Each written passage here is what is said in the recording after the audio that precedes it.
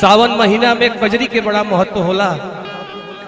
ये कजरी बाया सावन महीना में भावा किया हो रामा गरवा में शोभेया जगरवा देखत डर लागे रामा। किया हो रामा गरवा में शोभेया जगरवा देखत डर लागे रामा। किया हो रामा गरवा में शोभेया जगरवा देखत डर लागे रामा।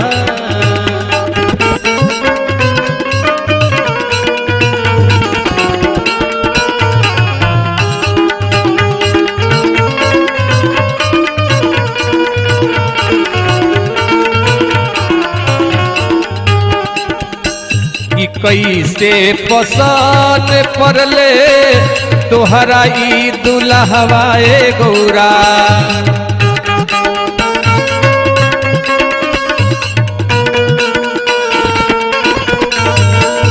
देखही में दूरी से लागे बौरहवा ए गौरा।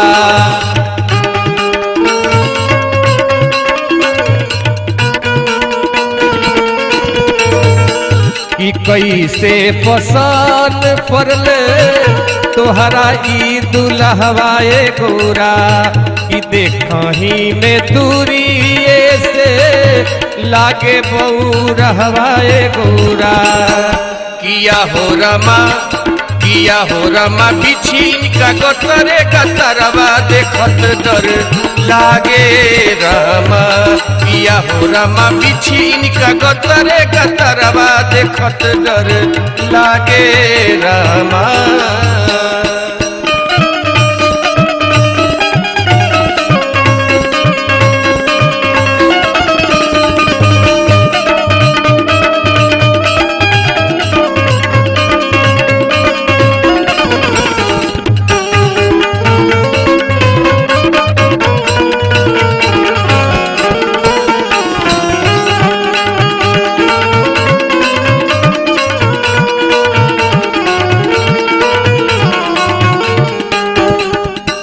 हाथी घोड़ा छोड़ी चढ़ के आइल बा बसहवा ए गौरा।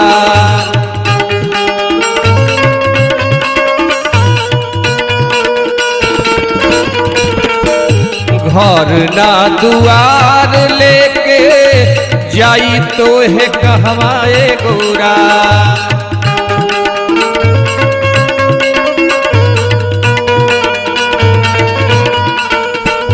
हाथी घोड़ा छोड़ी चढ़ के आइल बा बसहवा ए गौरा। घर ना दुआर लेके जाई तो है कहवा ए गौरा। किया हो रमा ई तो बुला पिएला जहरवा देखत डर लागे रामा।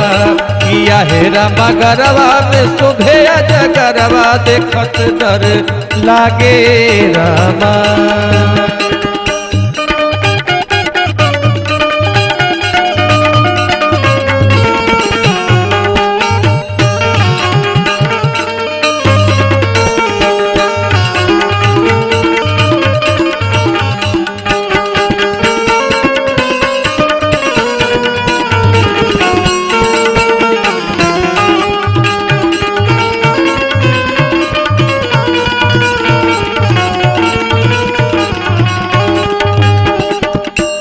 बारी गोरी बाड़ू तू राजा के धियरिया ए गौरा।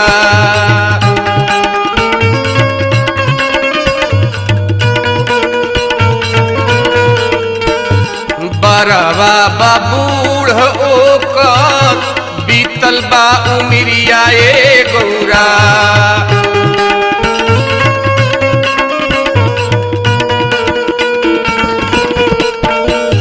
बारी गोरी बाड़ू तू राजा के धियरिया ए गौरा। गौरा कि बरवा बाबूढ़ ओकर बीतल बा उमिरिया ए गौरा